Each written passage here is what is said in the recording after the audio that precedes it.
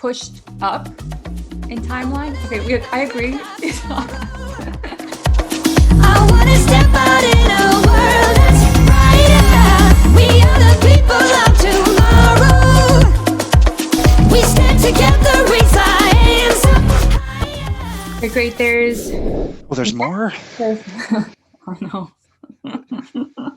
Just a couple more. So let's see. This is getting on to the point of essential versus non-essential. So essential retailers should not be allowed to sell non-essential items in their brick and mortar stores during the lockdown. So what is this issue all about? Several countries around the world are in or have just completed a second lockdown, in which all non-essential retail had to close. Some governments have opted to forbid essential retailers from selling non-essential goods during their lockdown period. For example, during a recent 17-day fire break lockdown in Wales, essential retailers like supermarkets were banned from selling items the Welsh government deemed to be non-essential, like electrical goods and clothes. The whole thing caused an uproar because the messaging was confusing and issued so last minute, and it also triggered outrage from some shoppers as stores banned them from buying certain items that they needed. France and Manitoba also have similar policies in place. For example, starting the 20th of November, retailers in Manitoba had to remove non-essentials from shelves or rope off those areas. Curbside pickup and delivery of non-essentials are still allowed though. They just can't be physically sold inside the four walls of the shop. In England, the government has chosen a watered-down version whereby a mixed retailer, like a supermarket, does not have to cordon off non-essential aisles. They do, however, have to close non-essential concessions and floors or sections that are sufficiently distinct, whatever that means. The guidance is still a bit confusing and open to loopholes, in my opinion. So why would a government choose to go the policy route of a Wales, France, or Manitoba? The main reason is to be fair to non-essential retailers who are forced to close their stores. This policy applies the same rule to all, i.e., no one can sell non-essentials inside their shops. The main argument is that it isn't fair that an essential store like Lidl can sell so-called non-essentials, for example, toys, just in time for Christmas, while an independent toy store next door is not allowed to even be open, or that a retailer that sells only a small number of essentials can still trade. It's also not fair that many, most, or all of these non-essential retailers have massively invested to make their stores COVID secure for employees and customers, but are still being singled out and penalized. Restricting non-essential retailers from opening during lockdown distorts competition and favors essential retailers, as I've already described. So another rationale for banning the sale of non-essential goods is that it corrects this distortion and levels the playing field for non-essential businesses, many of whom are small and independents. The third reason is that timing is everything. This is the critical lead up to Christmas, and the ones that are open can capitalize on the sale of non-essential items and take away market share, whether that's gifts like toys and electronics or even just Christmas decorations.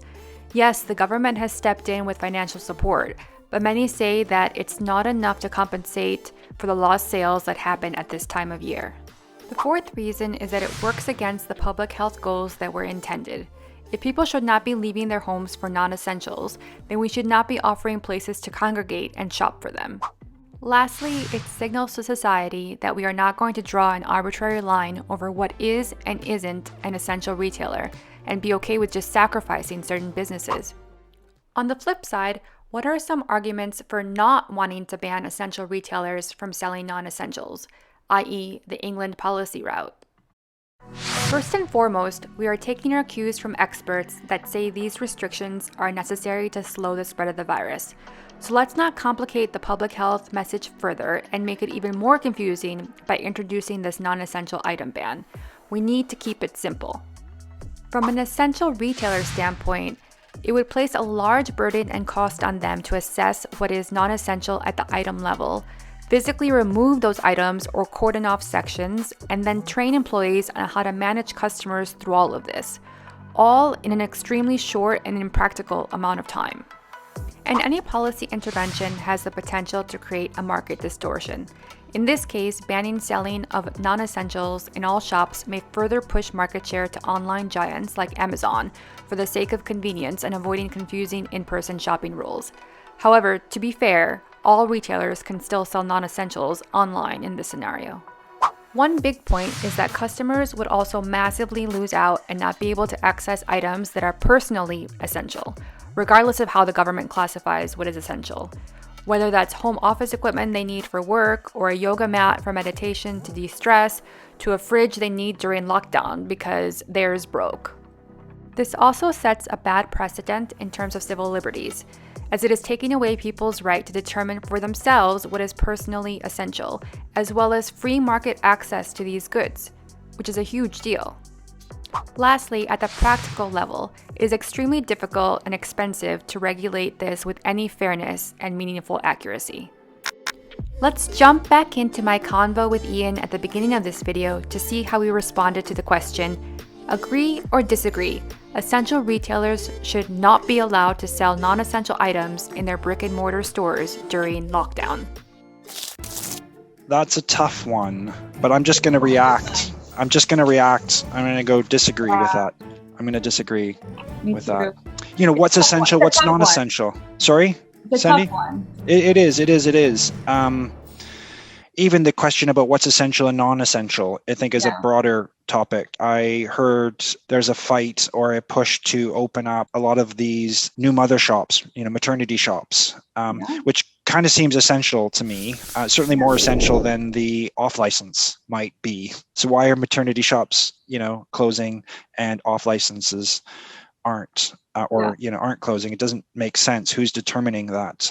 And my feeling, Sandy, I think we underestimate the power that retail gives to society in general. We always talk about retail therapy, and certainly a healthy mindset is that essential? Certainly, and so what we get from it is not just the products that we pick up off the shelves. We get a whole layer of other things. We get social interaction, we get fun and entertainment. We actually go to these places and are transformed. I learn, I go into an Apple shop and I become a better person. I know more than when I went in.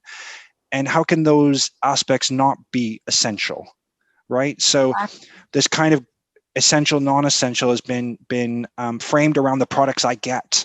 And that kind of, I think, really downplays how important retail is in society, and we mustn't forget that. And I've seen that. I saw that on Wednesday. I was running out trying to do some store tours and get my last little bit of retail therapy before it all locked down, right? And I was amazed at how many people were doing the same thing, right? I was amazed at how many people were. And I thought that was really positive, right? Because don't want to underestimate the kind of value retail and shopping brings to our lives beyond the acquisition of new products and new things, right? There's so much more deeper than that. And so I really do struggle with this non-essential, essential bit. And perhaps government could have done a little bit more to think about. And also, I think it's also a branding thing. I mean, just using those terms, right, is not the best. And I think also our needs may have shifted. So at the beginning, perhaps we were more concerned with safety and security and having food, right? That was the basic thing because there was so much uncertainty. And now we've adapted that we actually need our mental health supported, our anxiety levels to go down. We need to be more de-stressed. And those are essential things that we need. Totally. Yeah. Totally. And even getting out, I mean, one of the things we've all experienced is this, this homing effect, right? Like we're all bedding in and using our home in different ways, but that doesn't negate the fact that we need to get out of our homes, right? And we need to go for these walks. And town centers where the high streets are is such an amazing social plaza of sorts where people can interact and come together and have those conversations and bump into people. And so there's still that kind of activity happening. And I think we need to be mindful. Money work. El mundo quiere dinero.